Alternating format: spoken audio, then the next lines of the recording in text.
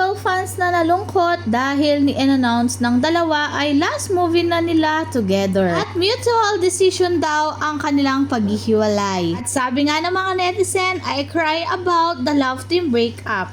But the best part it's just the real breakup. The real breakup. One day, they have another project together. You'll never know, maybe after they got married. Imagine, sila mismo nag-decide, their parents cry. I can imagine kung paano nag-usap ng masinsinan itong dalawa. Tapos kung paano nila i-announce mismo sa harap ng parents nila. Meaning, kung may ilalatag man na project na collab with Don Bell, hindi muna nila tatanggapin. They will rest muna. Kaya nagdesisyon ang dalawa dahil sa sobrang pananakit ng mga basher at nilalabas nila patungkol kay Bell. Kaya nakapagpasalita na nga si Donnie para ipagtanggol siya. Dahil sabi nga nila, kung mahal mo ang isang tao, hindi mo ito hahayaan na masaktan siya ng mga basher. Kaya siguro nag-decide ang dalawa na wag muna silang tatanggap na trabaho na magkasama. Really, she doesn't deserve the bashing. Malaking decision ginawa nila. Just to protect Belle, sobrang nadadrag na siya. Napaka-unproblematic niyang artist, pero that doesn't mean na hindi siya nasasaktan. Brave decision, mas lalo ko silang inadmire talaga. As a fan, mula umpisa, masakit to. Pero ang tapang nila at kilala talaga nila mga fans nila. Alam nilang maintindihan sila kung ano man ang desisyon nila.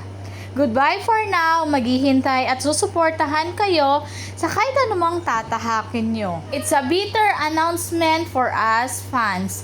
Sad that the Don Bell team up will be stopped for now. But happy because both of them knows what they want to their craft and that being not to be boxed on a love team, but explore another things in showbiz. Thank you that you did this interview. Nagulat, nalungkot, nasaktan, yan ang emosyon ko habang pinakikinggan ko ang kanilang episode. Nagulat, nalungkot, nasaktan, yan ang emosyon ko habang pinapanood ang last movie ng Don Bell. But masayang puso ko dahil I feel like they are genuinely love each other and they want to protect their relationship. Honestly, I don't know what to feel after seeing this. Definitely admire them for talking the road less travel, but syempre it's also heartbreaking. The interview was as raw as it can get. Walang arte, napakahanga nila. Ako, lalo na especially Belle, I felt how sad, terrified she is, lalo na she said, paano ba from now on? But she kept her chin high and ended with a smile. Kaya pala, ang title ng kanilang movie, Tayo sa Wakas. Mapanakit pala dahil last Don Bell movie na ito.